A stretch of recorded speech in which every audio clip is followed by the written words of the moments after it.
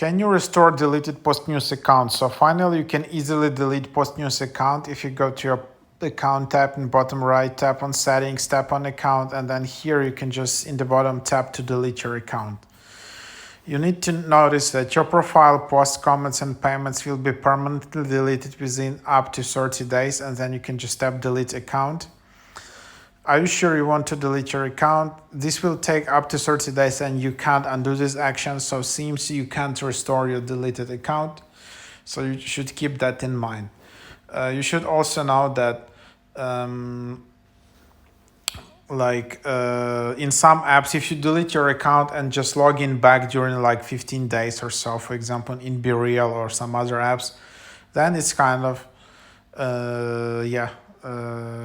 you can easily restore it. But yeah, there you have it. It's not here.